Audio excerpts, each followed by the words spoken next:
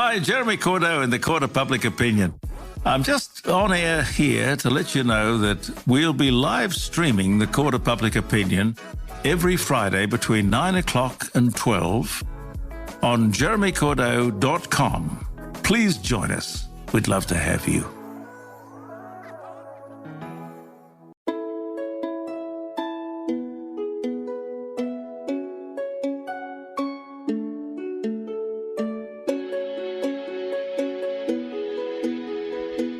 Welcome to Hong Kong Confidential. I'm Jules Hannaford and I'm your host.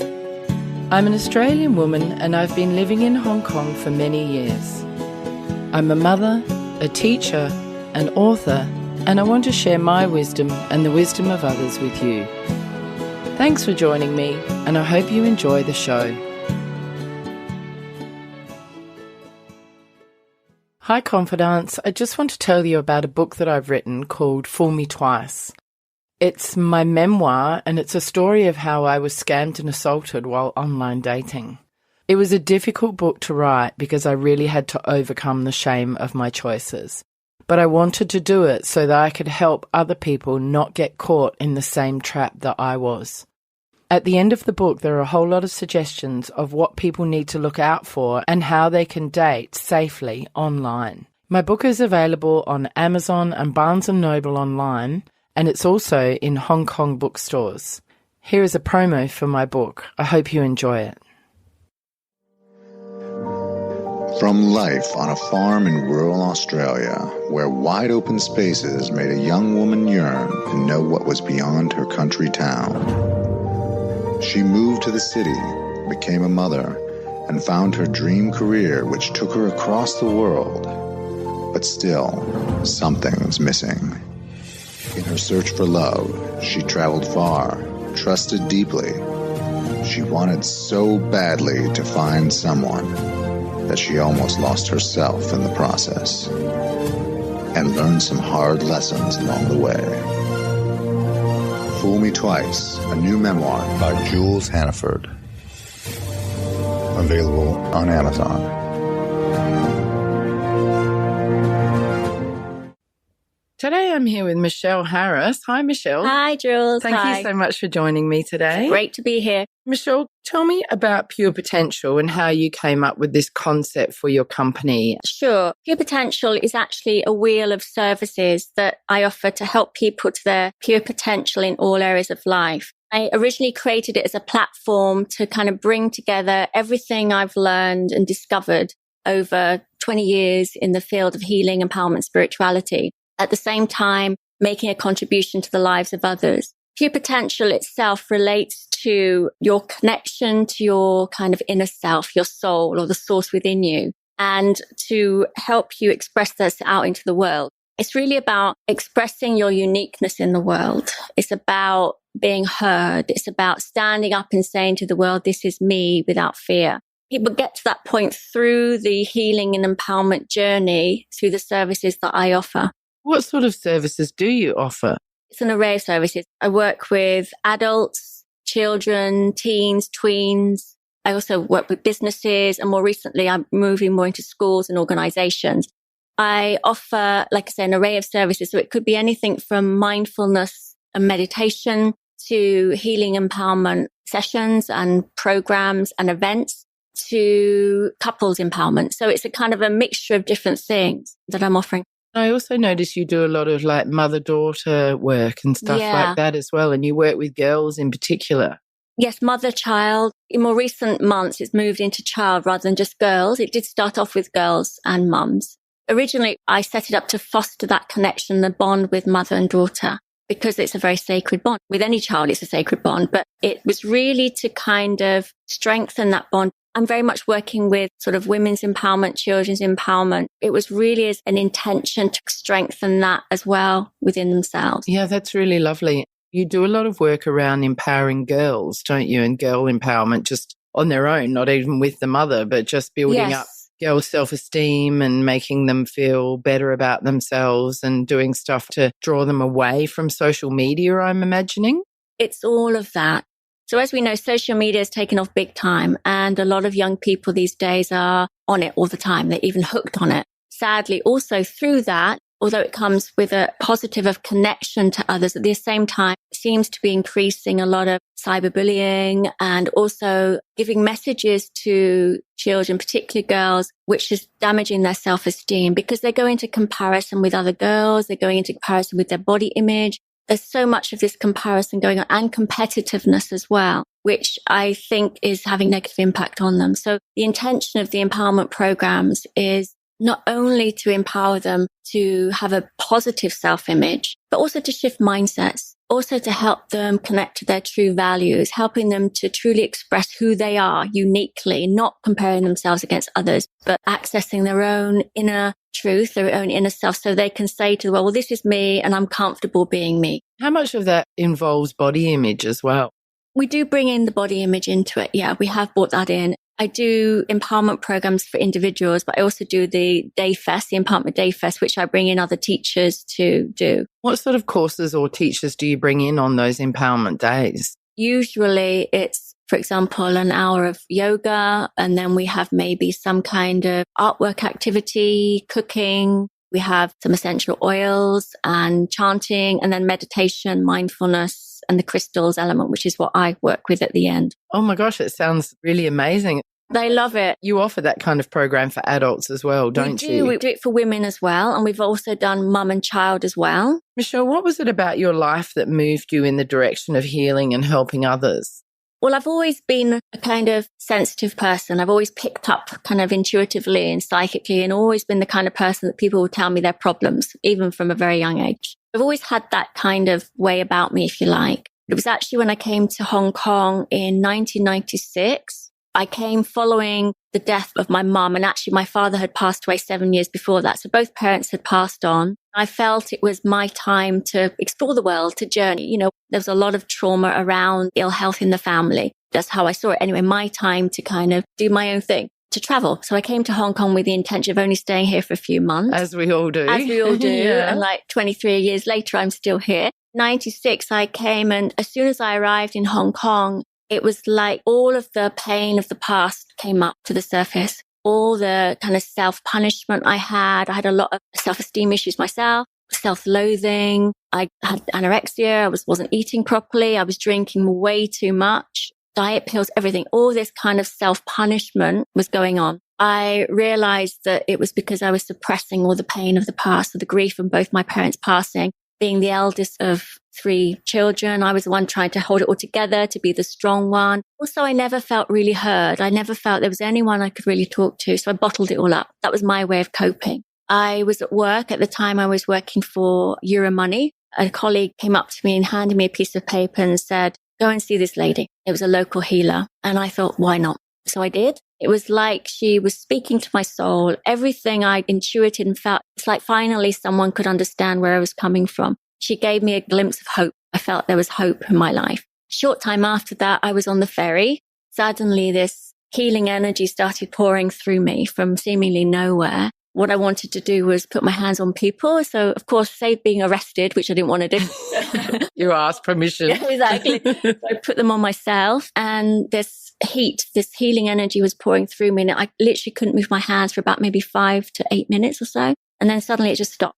But I knew then that my path was healing. And so, I was on a mission. I'd signed up for all like Reiki and all the healing systems and all the rest of it. And that was it. A few years later after that, I was also in meditation and started to channel my own healing system, which is now what I use on others. Wow, what an amazing story. Yeah, it's That's like brilliant. I was meant to be here, completely meant to be here. So when you realized that you had this healing energy and this ability, how long did it take you to recover from the anorexia and the drinking and the negative behaviors? I was 96, 97. And then it was interesting. There's also a story about meeting my husband, which is a very fated story as well. Oh, we want to hear that too. A year later, when I was due, I made the decision I was going to leave Hong Kong to go to Bali. I had a one-way ticket to Bali because I wasn't coming back here. That's how I felt. I wanted to run away. Literally a couple of days before I was due to leave, I kind of had liked this day from a distance, but nothing happened because he was in a relationship. I wasn't going to split up anybody or anything like that. Also, I know that he was in the process of parting in his relationship. Just a couple of days before I was due to leave, I had a leaving party. To cut a very long story short, it went back to him that I liked him, which prompted him to come and see me. He said, I like you too. I'm separated from my girlfriend. You can't leave, basically, or don't leave. Oh, how romantic. It was that kind of question. The following night, I was packing my rucksack and I twisted my knee, was rushed to hospital with an ACL and meniscus tear, not able to leave the country. How spooky. I know. The universe intervened to keep you The here. universe intervened to keep me here. And then literally after that is when all the rest with the healing and the meditation and everything kind of opened up and all those patterns started to unravel. Dave was a huge support in that. Did you share with him that you were not well and that Absolutely. you were... Yeah? The first time we sat down one evening and we talked literally most of the night. He was the only person I felt I could really speak to my whole life. It's like all those years came out. Poor So things. you talked about the grief and the eating disorders Everything. and the behaviours, drinking. Everything. How did he support you in this recovery? Well, first and foremost, listening. He was listening and kind of holding a space of complete love for me, just validating that. Oh. And ever since then, we're very, very much on this empowerment path. It's a support for each other. It has been ever since. Fantastic. How long did it take you from that point to get well again, do you feel? When I started to work with this healing system I channeled, which is around the year 2000, that's when things really started to shift because the system of healing is obviously designed to help shift myself. Then I can use it on others later. So over a period of a few years, that's what I did. I think it's an ongoing process. Yeah. It really is. I've had the most amazing experience as what you could like an enlightened state of being, which is pure bliss. But I've also been in the depths of despair. Of course, life still brings us challenges. We are human and we are on a journey in all of our lives. Certainly, I'm not the person I was, 23 years ago. I feel confident. I feel empowered. Far cry to the person I was then. I look at how I've progressed and how things have changed and evolved. And at the same time, how I'm able to authentically share this with other people. Because that's important to me. Because I've gone through it myself, I have empathy and understanding. And at the same time, I know the tools that work to help others as well in the same situation. Oh, that's a wonderful story. It just shows how much insight you've developed over all of these years through the work that you've done to deal with the issues that you had. Yeah, absolutely. Explain to me a little bit more about what you mean by an enlightenment of yourself or an enlightenment of your life. I think there's different kind of interpretations. There's different levels to that question. Certainly one is to bring to light any parts of yourself that are hidden or any aspects you've denied or judged through embarrassment or simply self-judgment. Or shame. Exactly. A lot of shame, which certainly mine was. People carry on like I was drinking, for example, and not eating as my way of controlling, or people just put all their energies into work or whatever they do as a way to avoid themselves. So it's enlightening aspects is one aspect of it. People have to identify where that shame or that fear or that self-loathing or whatever comes from. That's the difficult part, isn't it? Because you've got to dig deep. Exactly. I do tend to have people where I can provide that space because I've been there myself and because I know the complexity of it as well. It's not always so straightforward. Certainly in my work, my private sessions, we do look at this. We look at maybe inner child triggers or childhood triggers. We look at even past lives because I believe our soul been through very different incarnations and brings back memories, issues that are not necessarily created in this lifetime. Are you able to share with us the triggers that you experienced to cause you to go onto that path of not eating, just abusive behavior of yourself? Yeah, mine's quite complex because through my own journey, I've discovered various what you call other life or past life influences where a lot to do with abuse of energy. This lifetime, I was just very sensitive. So I used to absorb a lot of other people's opinions and energy. Sorry to interrupt. Does that mean you're like an empath? Yes, basically. Right, okay. Yeah. Extreme sensitivity. A lot of it, I'm absorbing other people's energies as well as my own, but I had my own, what you call karma or issues to work through. My parents were wonderful. They passed early, sadly. There was the grief, obviously, which was a trigger, especially when my dad passed when I was 20. So I just finished my first year at college. I took my first year at college, university at Bristol. And that was a huge trauma. My dad was always that sense of giving me hugs and cuddles because I was a sensitive. So I'd always feel safe in his hug to me. And it was that kind of feeling and that sense of support from him that I felt like was suddenly taken away from me. There was also, I judged myself heavily. I had a lot of self-hate and self-loathing that came, I think, from also society. When we're at school, kids do it all the time. We know in any school, especially secondary schools, there's a lot of this kind of turning in on themselves. And sadly, it seems these days we have a lot of cutting and other self-harming going on. Those days I wasn't self-harming. My harming was through starvation. It was through self-judgment. That is a form of self-harm anyway, isn't it? Absolutely. Yeah. Did that begin around the time your dad passed away? You feel like that was a trigger? Actually, no, it wasn't, because again, my dad, he had a brain hemorrhage when I was 15. Oh, gosh. Yeah, he nearly died. It was, again, very traumatic for the family. And that's a vulnerable age at 15. Yeah, just back going into my exams and all. It was just a very sensitive time. My instant reaction was the only way I could deal with my feelings was through food. And that was when it started. At the same time, my mum sadly had debilitating arthritis and diabetes. So her health worsened over the years. Both parents had health concerns. It was a big strain on the family, and particularly after Dad had the hemorrhage, which he was in rehabilitation for months and months. Were you in a caring role? Yeah. And also my brother and sister, but because I was the eldest, I shouldered the responsibility. Always. And I was always considered a responsible person at school. I was a prefect. I was the house captain, a form captain. So I was always put in that role of responsibility because I put myself in it, right? So I put myself in this role of carer and being the responsible one at the expense of my own self. That's why later it kind of came up. Right. That really makes sense. Yeah. So there's so many little factors. That really lead to that kind of self-harm and self-loathing, sort of destructive behavior. Were you diagnosed with anorexia? Did you get any help? Did anyone recognize you weren't well? I went to the doctor about another matter, actually. She said, you're very thin. He was very concerned because I was so thin. I, of course, brushed it off. I'm fine. Because, of course, with anorexia, you don't want anyone to know that you have a condition. He said, I'd just like you to see a dietitian. I went, okay, fine. I went to see a dietitian and she asked me to keep a journal or a diary of everything I ate. Of course, I lied about all of that. So when I took it back to her, she goes, well, according to this, you're eating well and everything's fine. I don't see any problem. But she looked at me like puzzled and confused. It's like, if this is honest, And I went, yeah, okay, fine. Yeah, so I brushed it off. I didn't want to admit to anybody about it. You're able to trick and fool, which is super common for people Absolutely. Suffering from anorexia. In fact, it has the highest mortality rate of any mental health issue. It's super dangerous, isn't it? You didn't really get the help you needed because you were able to brush it all off. Because everything was consumed with the family. So there was always, no blame to my parents or anything because they were dealing with their own stuff at the time. It was difficult. That was when it really began. And then I kind of went through phases of it. And then again, coming back to Hong Kong when I arrived, that's when it got really bad because I was alone. I was alienated, isolated. This is what can happen to people. Kids who go off to university, if they have eating disorders when they're not with their family and support network, things can get a lot worse. Or any kind of addictive behaviours can get a lot worse. In Hong Kong, when I came in, the drinking, because I came to a city that for me, I suddenly imploded in on myself. Whereas before I was able to kind of put on a brave face and be out there and do it, suddenly I went inwards. I was feeling really self-conscious, really anxious, much more so than ever. Coming to Hong Kong, I love Hong Kong now, but in the beginning I found it incredibly difficult to be here. It was too stressful.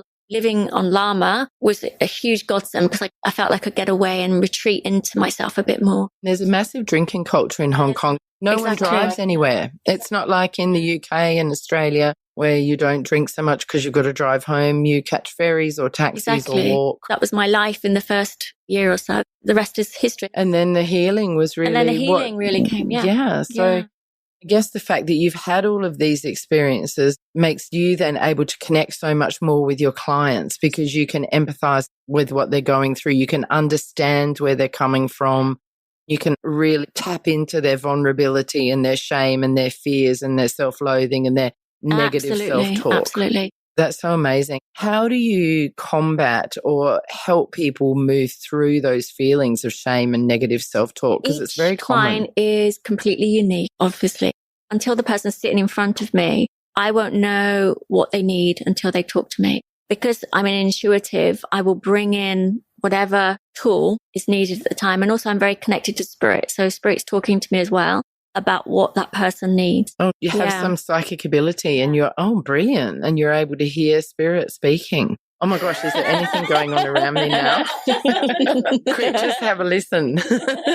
Is my grandma here? Call them in because she might come in for you.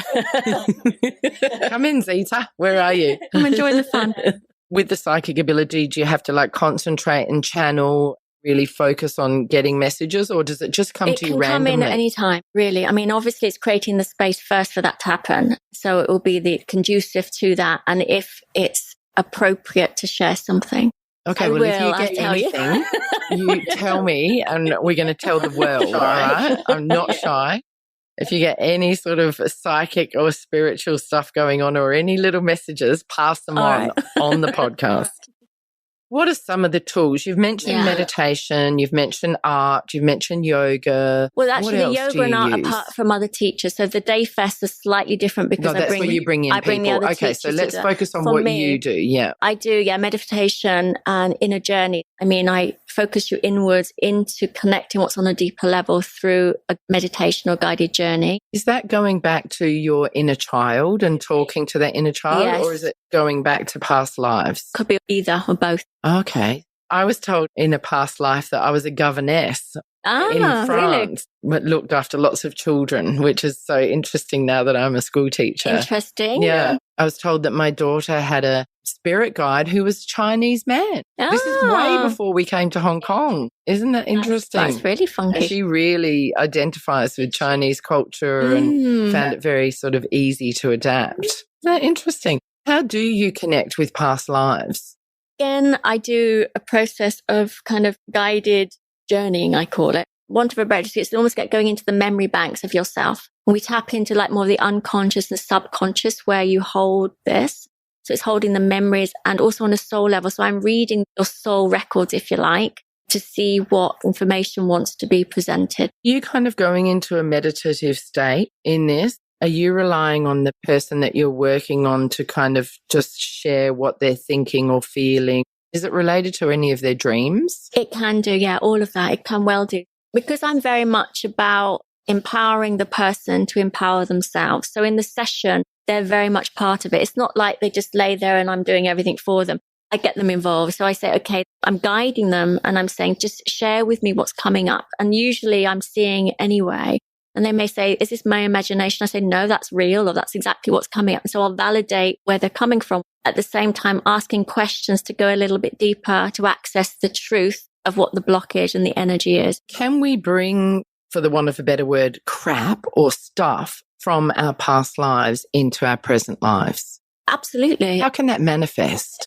Usually, the first sort of period of one's life, say up to, say, 7, usually, first of all, when we form deeper beliefs about ourselves and the world. So that's a key time in any person's life. It's also found that because they're the key beliefs that shape the person, they are often related to past lives and the energies or the issues that that person is working through.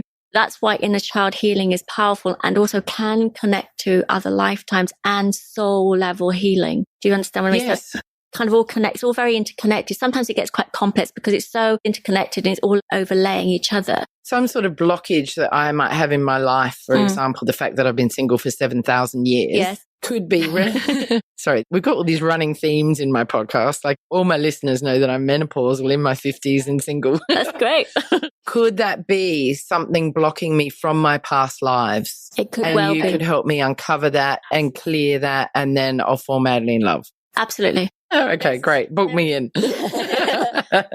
A recent client, she came and she was always attracting really toxic relationships. Oh, yeah, me too. I've written a book. Yes, Fool Me Twice. You can get it on Amazon. Absolutely.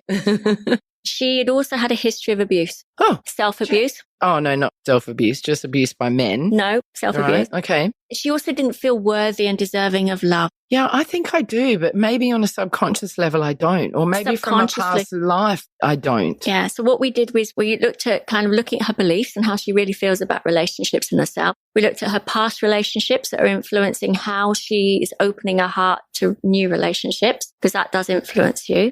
We can create what we call energetic cords to past relationships, which are influencing. You can help cut those cords. So you can cut the cords and release them and move forward. Oh, I like that. That can all be linked to forgiveness and shame and all that too, can't it? Absolutely. Okay, sorry, go on. This is so interesting. We'd worked on all of that, and then she met her now seemingly soulmate. Oh my gosh, that's amazing. A story. Gives you an example. You have mentioned her name, but did you get into past life stuff with her, or was it all in this life? I think we did touch on some past lives, Okay. But often it does come in the past life, Yeah. Typically, how many sessions might you work with somebody to sort of achieve this sort of clearing or this enlightenment?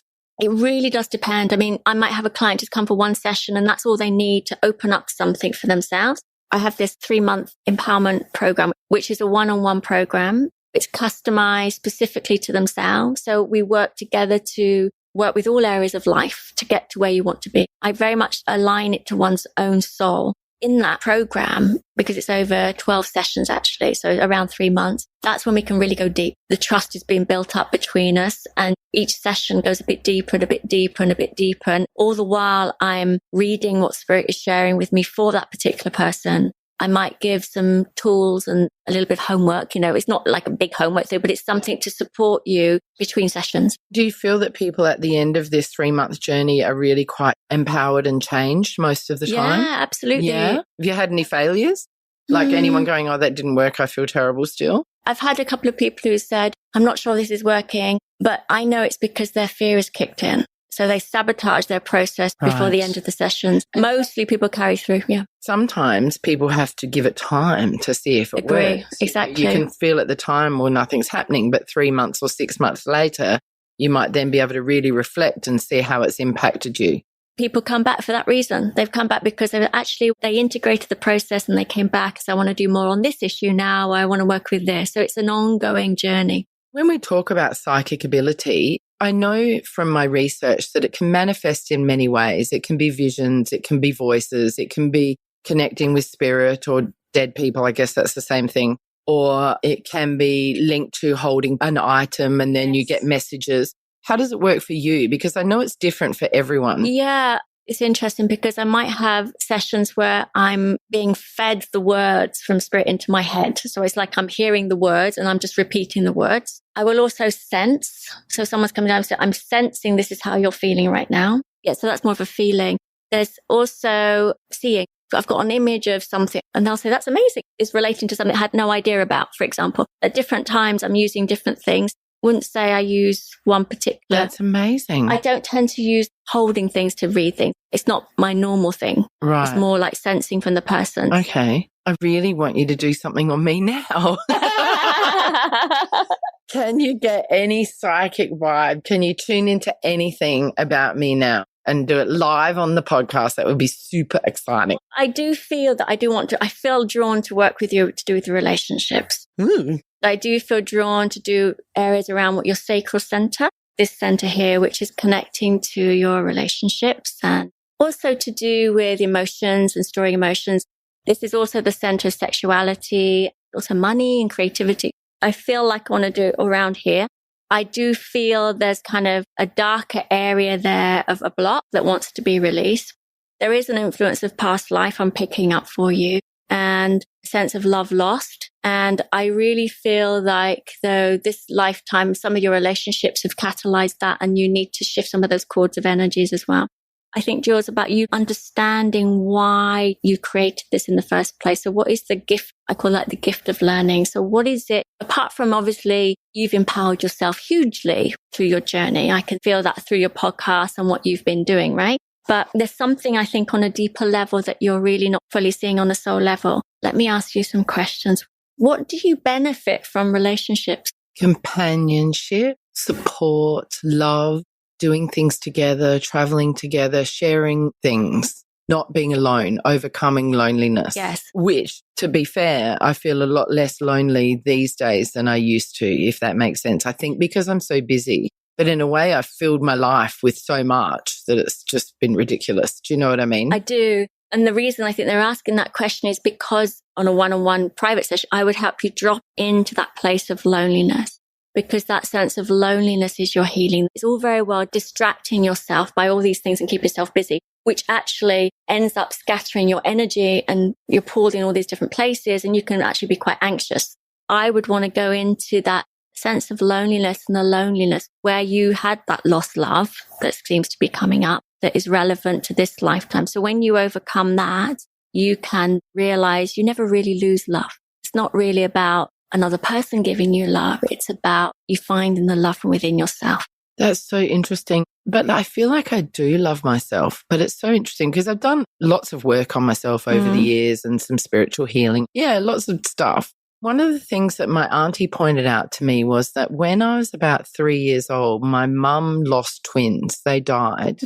She kind of went to bed for a couple of years. I was sort of left looking after my younger siblings. Right. I think I had a lot of responsibility at a very young age for caring for other kids. As I grew up, I looked after the local kids. I grew up in a country town. I looked after a lot of the local kids and was very responsible. Yeah. It's almost like I've just channeled that kind of energy in my adulthood. Yeah. Caring for others, helping others, not even just students, but anybody, and teaching. It's like I don't take the time for myself, or there's something blocking me, or some fear or something, I don't know. And picking really, really toxic, terrible men when I do have the opportunity, which is not very often at all. So it's so interesting. It is, and that would definitely be influenced. From a young age, you've kind of put yourself in a position of responsibility where you're avoiding you to take care of other people.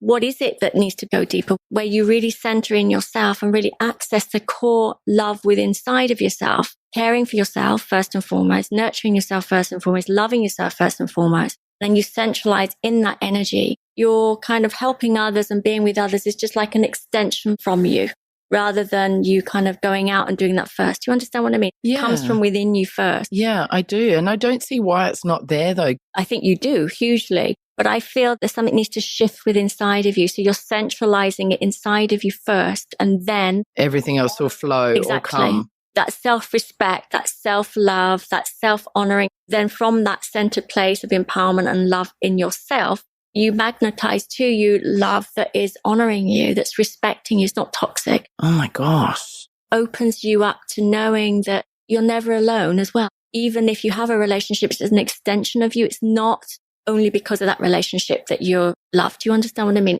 It's a flipping it round. Yeah, I do. And I feel like I'm loved by my friends and my family and my daughter. Yeah, I feel very valued in my community and my work and all of that. And it's just like this one thing is missing. Exactly. I have this weird attraction to very dark people, like physically dark and literally dark. Right. Interesting.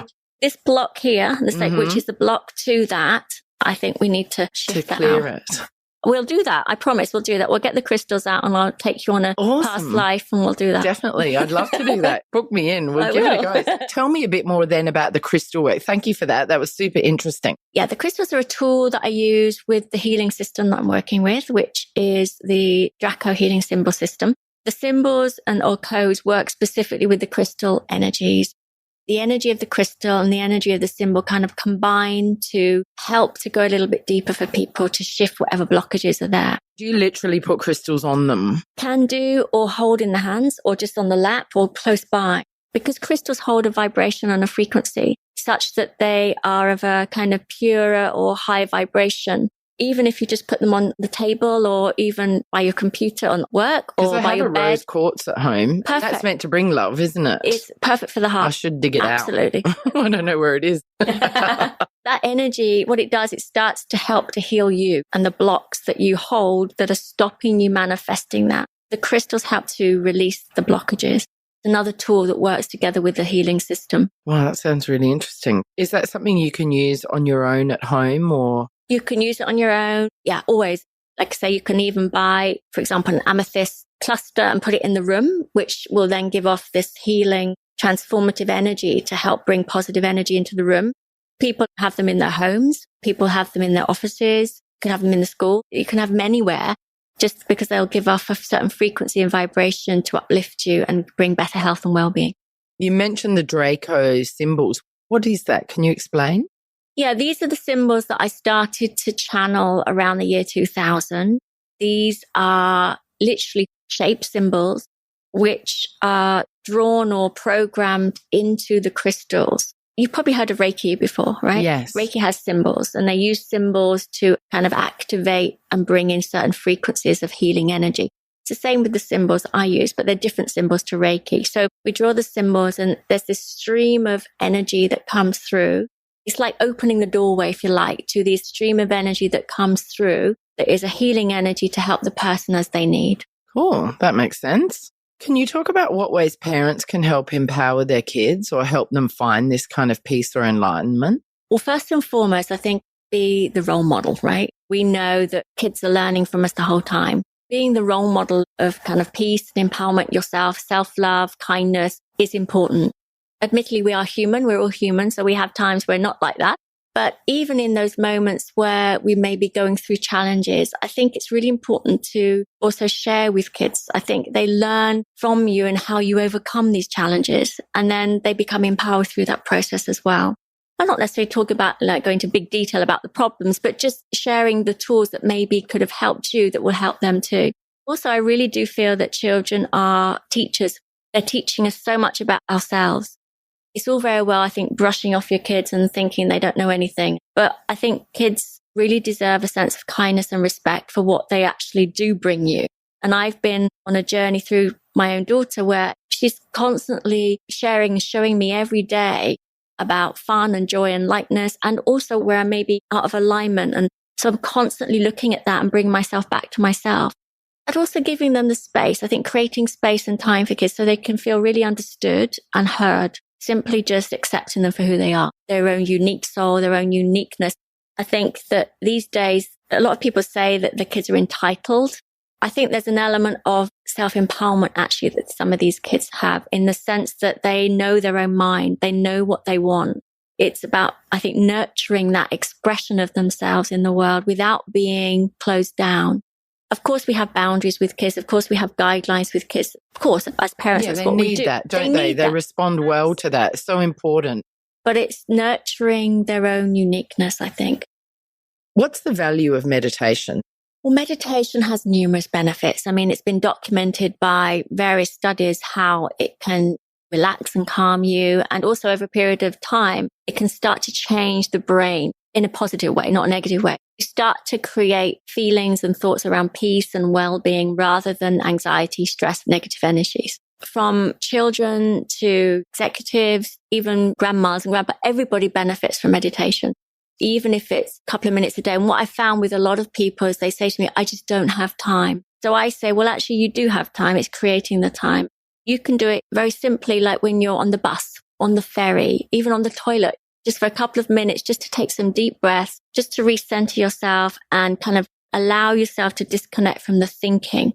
When I say disconnect from the thinking, it's more that you realize that you are not those thoughts. Your thoughts are part of you, but you have this other still part inside of you. And then the more that you develop that, the easier it is to realize that you don't have to get caught up in the stresses and strains of life and your own mind, basically. Do you want to tell me about some of your programs coming up in the future? Yes. For the Empowerment Day Fest, the one-day events that we offer, we've done for children age 8 to 12, mum and child, women. We've also done tweens and teens, which have all gone really well. They are ongoing. So we've been doing them for a few years. And if people want to find out more, then please get in touch. Yeah. How can people find you? Give us your website. Actually, Facebook page will be there. So Pure Potential Worldwide is my Facebook page. Instagram is michelle.harris.pure.potential. My email, michelle@purepotentialworldwide.com. My website is currently being updated, which is Pure Potential Worldwide anyway. So you can also look at that. I also offer through my Facebook, I offer various free tips and tools for people and sometimes free meditations. Through my website, there's a free meditation, and through my email, if they want to subscribe to my email newsletter, then I offer various things through that as well. So there's plenty. Absolutely brilliant. Okay, so Michelle, thank you so much for joining me today. It's been absolutely fascinating, and thanks for my little psychic healing session. That was amazing. I'll definitely come and see you and we'll do some more work on that. I do want to go deeper with you. With the healing as well, I also can put my hands on various parts of your body. So I would have to come over. I'd want to kind of like help to shift that energy that's blocked there as well. Fantastic. And put the crystals on you. Yeah. That'd be amazing. Okay. Good, sounds well, great. I'll update you listeners after we've had a session with Michelle. I'll let you know how it goes. And if I find love, I'll tell you. Confidants, please share this podcast with your friends and family and anybody who's interested in spirituality or healing or just mindfulness and well-being. They're all such an important part of our life. Michelle, do you do anything remotely, like on Skype, or do you work with people outside of Hong Kong? Oh, absolutely. I have worldwide clients. Right. I will put your details in my show notes. So if anybody around the world wants to get in touch with you for some sort of healing work or to find their own path to enlightenment, that would be absolutely amazing. Guys, if you can go and rate and review me on iTunes, that would be so helpful. It'll bring me up the iTunes charts, and it will also help Michelle get her message out there and her get some more clients and then make a difference in the lives of others. Thank you, Michelle. It's been absolutely fascinating. Thanks, Jules. It's been lovely. Thank you so much. It's been awesome. Thank you. Hi, Confidants. I want to tell you about my Patreon page. I've joined Patreon in the hope of getting sponsorship for my Hong Kong Confidential podcast. Patreon is a great way for my listeners to get on board and sponsor me with monthly payments, and that goes towards my production costs and rewards for my members. If you're interested in checking out my Patreon page, please go to patreon.com and search up Jules Hannaford or Hong Kong Confidential. I would really appreciate you visiting my page.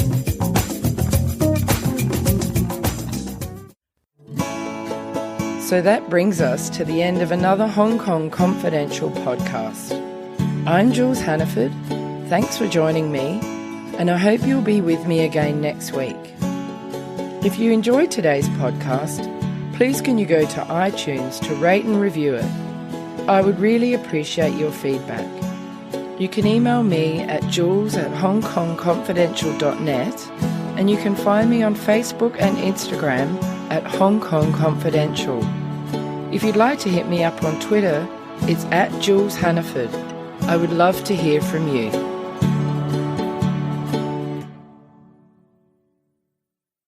Hi, Jeremy Cordeaux in the Court of Public Opinion. I'm just on air here to let you know that we'll be live streaming the Court of Public Opinion every Friday between 9 o'clock and 12 on jeremycordeaux.com. Please join us. We'd love to have you.